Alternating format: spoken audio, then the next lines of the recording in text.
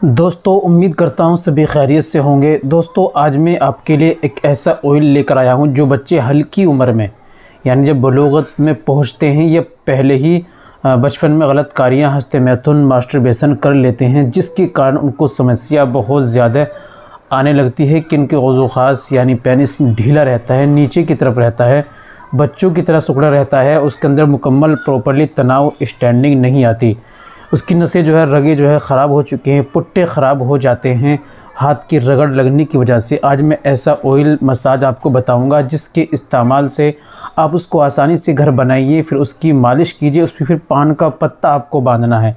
ये काम आप करिएगा तो इंशाअल्लाह जो परेशानी समस्या है ये बिल्कुल ख़त्म हो जाएगी आपकी। चलिए बिना देर करते हुए जान लेते हैं क्या क्या चीज़ें आपको लेनी है और कैसे आपको ऑयल बनाना है। दोस्तों ये बताने से पहले एक छोटी सी गुजारिश कि अगर आप हमारे चैनल पर नहीं आई, अभी तक आपने हमारे चैनल सब्सक्राइब नहीं किया तो जल्दी से चैनल को सब्सक्राइब कर दें और बेल आइकन पर ऑल पर प्रेस कर दें। दोस्तों वीडियो को प्यार से लाइक कर दें। चलिए शुरू करते हैं। तो दोस्तों इसमें सबसे पहले आपको लेनी है कस्तूरी, ये आप लेनी है आपको 7 रत्ती, और दूसरी चीज़ आपको लेनी है काली मिर्च, ये लेनी है आपको 5 माशा, और तीसरी चीज़ आपको लेनी है जुन बदस्तर, ये आपको लेना है 5 माशा। फिर आपको लेना है हीरा हींग, ये आपको लेना है 5 माशा। इसके अंदर बीर बहुटी लेनी है 5 माशा।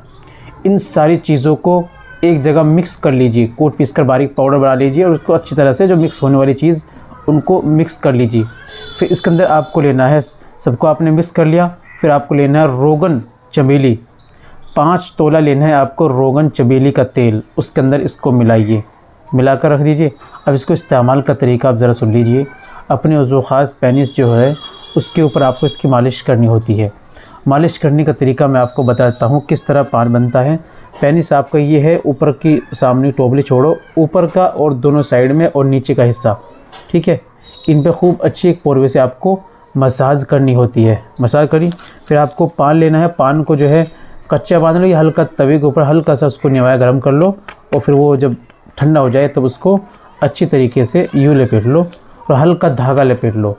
इस तरीके से ये अमल करेंगे, ये काम करेंगे तो आपकी जो है नसें जो रगड़ की वजह से जो खून का सर्कुलेशन सही नहीं है वो नीचे को रहता है, ये सारी समस्या जो आ गई है इंशाल्लाह ये समस्या आपकी ख़त्म हो जाएगी। 40 दिन आप इसको इस्तेमाल कीजिएगा।